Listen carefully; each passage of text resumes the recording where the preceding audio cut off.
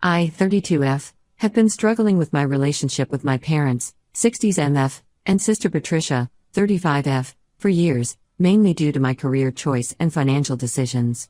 To understand the current situation, I need to go back to my high school days.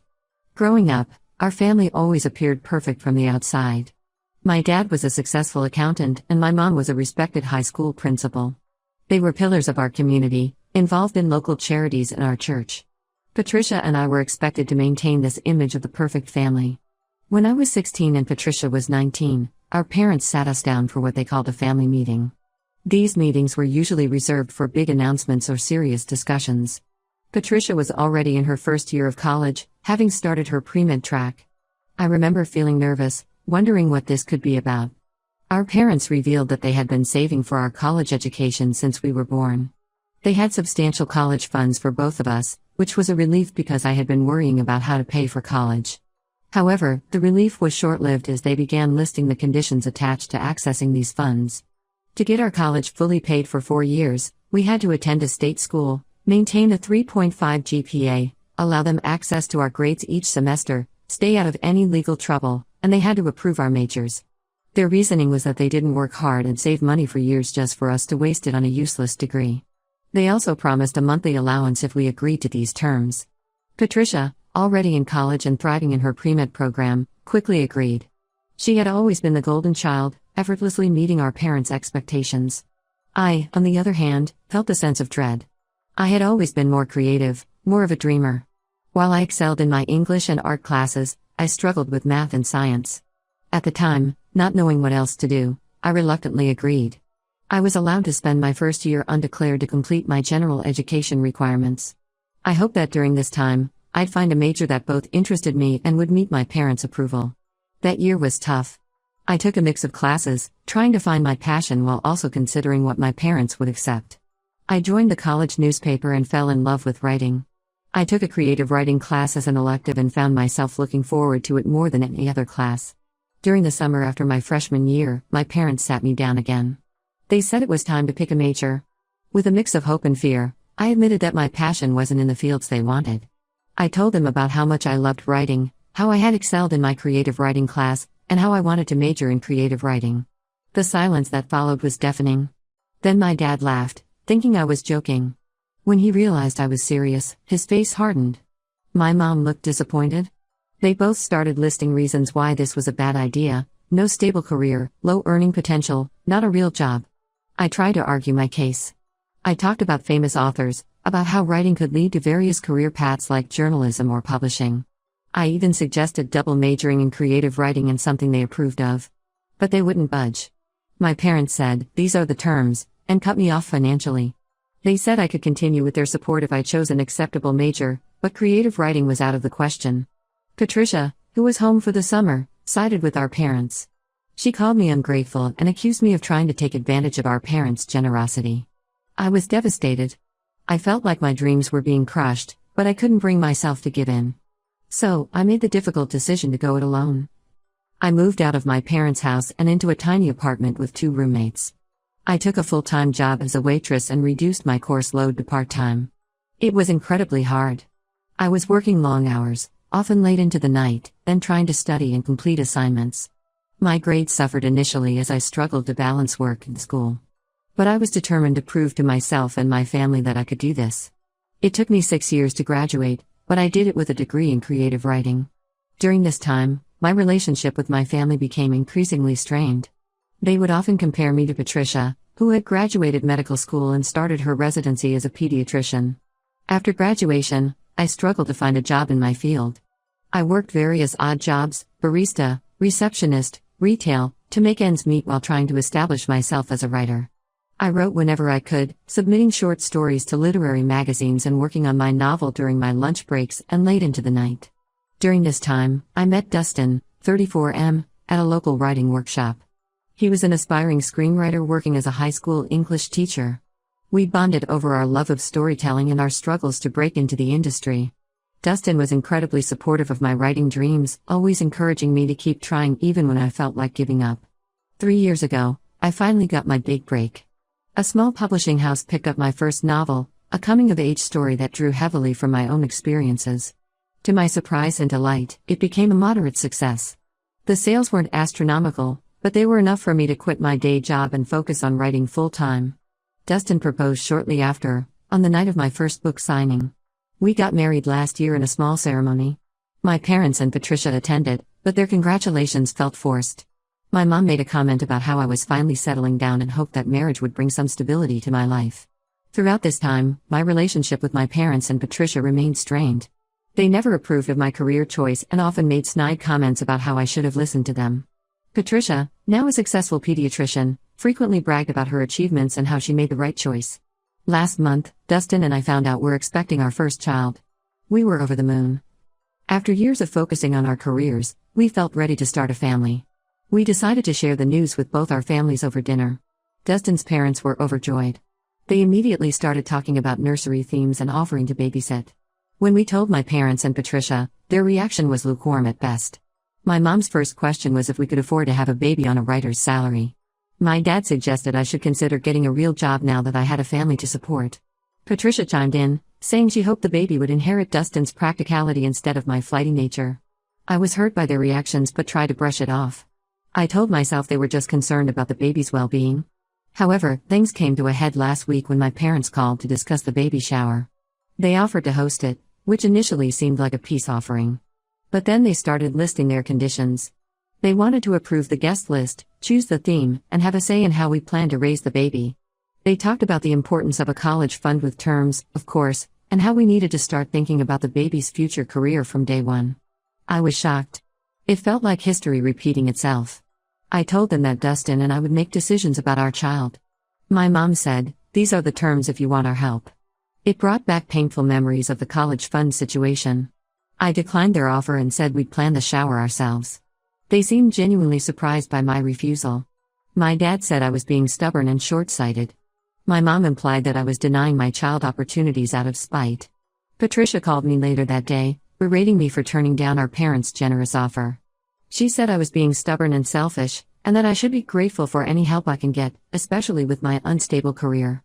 She went on about how she wished she was in a position to start a family, she's single and focused on her career, and how I was squandering the support she would love to have. I'm at a loss. I thought having a baby would bring my family closer, but it seems to have widened the rift. Dustin thinks we should distance ourselves from my family for the sake of our mental health and our future child. Part of me agrees, but another part still hopes for reconciliation. I can't help but wonder if I'm overreacting. Am I wrong for wanting to set boundaries with my family? Should I have accepted their help despite the conditions? I don't want to deprive my child of grandparents and an aunt, but I also don't want them to treat my child the way they've treated me. The stress of this situation is taking a toll on me, and I'm worried about how it might affect my pregnancy. I want to focus on the joy of becoming a mother, but instead, I'm constantly anxious about family drama. How do I navigate this situation while protecting myself, my marriage, and my unborn child? Update 1. It's been about a month since my last post, and I want to thank everyone for their supportive comments and advice. Your perspectives really helped me gain clarity on my situation. After a lot of discussion with Dustin, we decided to set firm boundaries with my family. We spent several evenings talking it through, weighing the pros and cons, and discussing how we want to raise our child.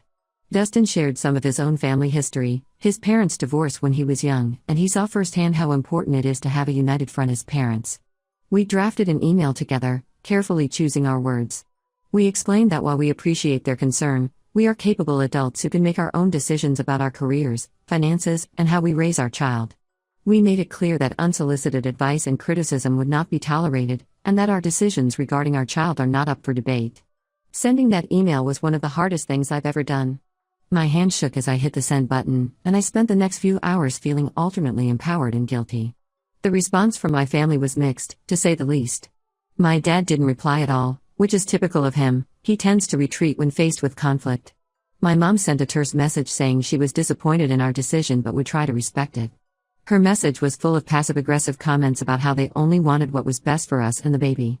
Patricia, however, exploded. She called me, yelling about how I was tearing the family apart and that I would regret pushing them away when I needed help with the baby. She brought up every mistake I'd ever made, from my foolish decision to study creative writing to my unstable career choice. The call ended with her saying she wasn't sure she wanted a relationship with me if this was how I was going to behave. Despite the family drama, Dustin and I went ahead with planning our baby shower. We decided to have a small, intimate gathering with close friends and Dustin's family. Planning it was actually a joy. We chose a children's book theme as a nod to our love of storytelling. The shower itself was lovely, filled with genuine joy and excitement for our baby. It was a stark contrast to the tension with my family, and it reinforced that we were making the right decision in setting boundaries. A week after the shower, I received a surprising call from my childhood best friend, Lily, 32F. We had drifted apart after high school, mainly due to attending different colleges and the demands of our lives.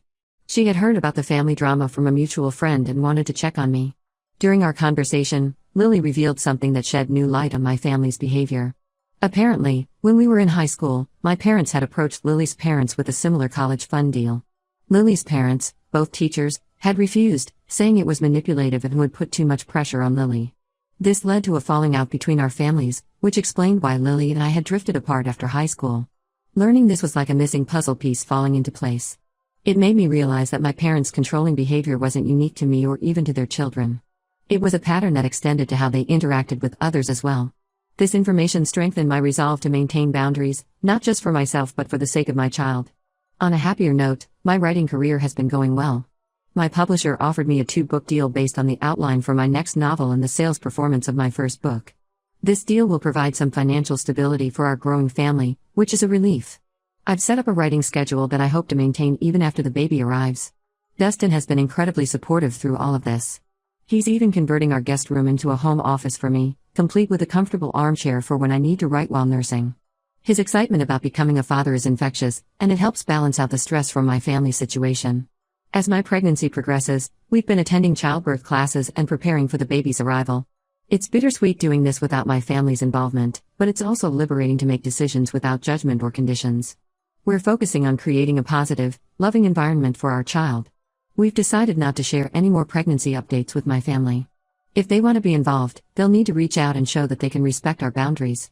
Until then, we're focusing on the excitement of becoming parents and creating the kind of loving, supportive family we want our child to grow up in. The journey hasn't been easy, and I still have moments of doubt and sadness. But overall, I feel more at peace with our decisions. We're building a support network of friends and Dustin's family, and I'm learning that family isn't always about blood relations. As we prepare for our baby's arrival, I'm filled with a mix of emotions, excitement, nervousness, and a tinge of sadness that my family might not be as involved as I once hoped. But I'm also filled with determination to break the cycle and create a different kind of family environment for my child. Update 2. Another 2 months have passed, and I'm now well into my 3rd trimester. The baby is healthy and growing well, and we recently found out we're having a girl. Dustin and I are over the moon. We've started decorating the nursery in a woodland theme, with soft greens and purples. Dustin has been painting little animals on the walls. His hidden artistic talent has been a delightful surprise. We've had no contact with my parents or Patricia since my last update. The silence has been difficult, especially as the birth approaches. There are moments when I wish I could call my mom to ask for advice or share my excitement. But then I remember the conditions and judgment that would come with that interaction, and I know we're making the right choice for our mental health and our daughter's well-being. Interestingly, my conversation with Lily sparked a rekindling of our friendship. We've been meeting up regularly for coffee, decaf for me, of course, and it's been wonderful to reconnect. She's been a great support system, sharing her own experiences with her 2 kids and offering a listening ear when I need to vent about family issues. Lily even threw us a surprise baby sprinkle with our close friends. It was a small, intimate gathering, but it was incredibly touching. Our friends brought books to help build the baby's library, and we spent the afternoon sharing parenting stories and advice. It made me realize that while I might not have my biological family's support, I have a strong chosen family who care about us. On the career front, I've been making good progress on my new novel. The story is flowing well, and I've completed the first draft. My editor loves it, and we're aiming for a release date shortly after the baby is born. It's been challenging to balance writing with preparing for the baby, but it's also been a welcome distraction from family stress. Dustin has been amazing throughout all of this. He's taken on more household responsibilities to give me time to write and rest. He's also been my rock emotionally, always there to reassure me when I have moments of doubt or sadness about the situation with my family. Last week, we received an unexpected letter from my maternal grandmother, Nana, 85F. Nana lives in Florida and has always been a bit removed from our family dynamics. I've always been fond of her, but we don't see each other often due to the distance. In her letter, Nana expressed her disappointment in how my parents and Patricia have been treating me. She revealed that she had a similar experience with her own parents when she chose to become a teacher instead of following the family business of running a small grocery store. Her parents had disapproved, saying teaching wasn't a real career for a woman in those days. Nana encouraged me to stay true to myself and offered her unconditional support. She even enclosed a check as a gift for the baby, with no strings attached. She wrote that she hopes to visit once the baby is born and things have settled down. Nana's letter was incredibly comforting. It made me realize that while I may not have my parents' or sister's support, I'm not alone. I have Dustin, my friends, Dustin's family, and now Nana in my corner. It's a powerful reminder that family is about love and support, not control and conditions. We're now in full nesting mode, preparing for our daughter's arrival. We've been attending birthing classes, touring the hospital, and finalizing our birth plan. Despite the family drama, I'm feeling more confident and excited about this new chapter in our lives. As the due date approaches, I find myself reflecting on the journey that brought us here. While it hasn't been easy, I'm proud of the boundaries we've set and the family we're creating. I'm determined to break the cycle of conditional love and support that I grew up with. Our daughter will know that she is loved unconditionally and that her dreams are valid, no matter what path she chooses in life. Update 3. Our daughter, Zoe, was born 3 weeks ago, and our lives have changed in the most wonderful way. The birth went smoothly, and both Zoe and I are doing well. Dustin has been an incredible father and partner, taking paternity leave to help during these early weeks. The first few days were a whirlwind of sleepless nights, diaper changes, and figuring out breastfeeding. But every time I look at Zoe's tiny face, I'm filled with an overwhelming love I never knew was possible. Dustin and I are learning together, supporting each other through the challenges of new parenthood. 2 days after Zoe's birth, I received a text from Patricia. She had seen the birth announcement I posted on social media and congratulated us. Her message seemed genuinely warm, without any of the usual judgmental undertones. I was cautiously optimistic but also wary of getting my hopes up. A week later, Patricia called and asked if she could visit. After discussing it with Dustin, we agreed but set clear guidelines for the visit. To our surprise, Patricia arrived with a heartfelt apology. She admitted that seeing my success and happiness made her question the choices she had made in her own life. Patricia revealed that she had recently started therapy to work through some of her issues. She realized how unfairly she had treated me and how much of her behavior stemmed from her own insecurities and the pressure she felt to meet our parents' expectations. It was a raw, honest conversation that brought us both to tears. Patricia's visit went well. She respected our boundaries, genuinely seemed to enjoy spending time with Zoe, and even complimented my parenting. She asked about my writing and seemed sincerely interested when I told her about my upcoming book. It felt like a step towards rebuilding our relationship. As for our parents, we still haven't heard from them. Patricia mentioned that they're struggling to accept that their controlling behavior has pushed me away. She's encouraging them to seek family counseling, but it's a slow process. While part of me hopes they'll come around, I'm also at peace with the possibility that they might not. For now, we're focusing on our new life as parents.